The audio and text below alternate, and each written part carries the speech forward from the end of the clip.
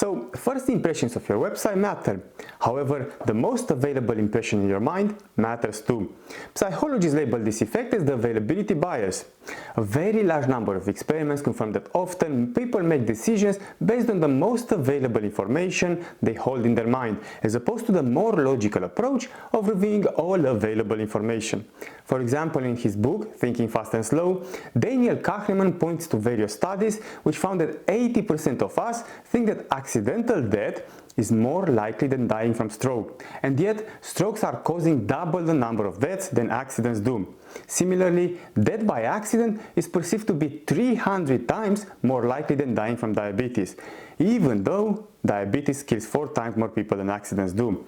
In yet another example, after a plane crash, the number of people flying goes down, even though statistics show that significantly more people die in car accidents. And yet, I don't really see people leaving their cars at home after reading about a car accident. Okay, but why does a plane crash remain so strongly available in our memory?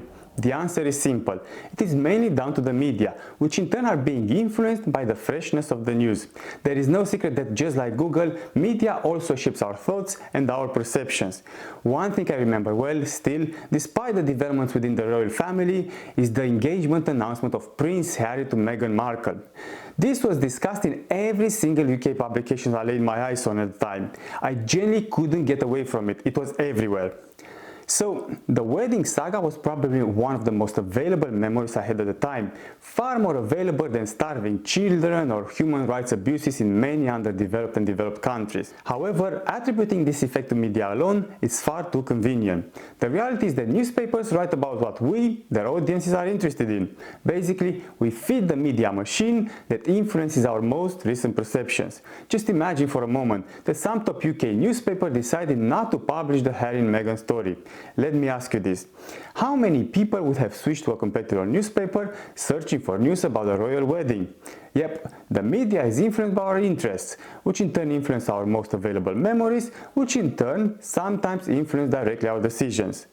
The conclusion is that availability bias influences our perceptions and actions directly proportionally to the media coverage given to that event. Okay, but what does this have to do with digital marketing? Well, quite a lot actually. SEOs have known for a long time that Google prioritizes fresh, popular and current content. If you are an SEO specialist, you will remember one of Rand Fishkin's interesting experiments. In the middle of a conference, he asked participants to click on a certain search result that was ranking on the first page in Google. Google's algorithm assumed that there was a sudden interest in that content and moved his page up the rankings. Similarly, popular news such as the royal engagement will rank higher than other not as current or popular content. In fact, it seems that in the end, both media and Google are shaped by what users want and like. The point is that as an SEO, content writer or business owner, looking to engage audiences with your product, brand or content while also improving your SEO rankings, you must consider your audience's most available experience or piece of information. Then build your current strategy around it. Unfortunately, far too often content writers and bloggers write about stuff they like, with little to no research on stuff like trends, for example. Of course, they do sometimes look at keywords, volume and so forth, but this is a static exercise, which most often than not will not reveal exploding topics. Even though there are so many tools that monitor current trends or hot subjects on social media, BuzzSumo, exploding topics and Google Trends are just a few that come to mind. Okay, let's stop here for the time being. We will dive a bit deeper to a branch of the availability bias in the next session. Thank you for watching and I will see you soon.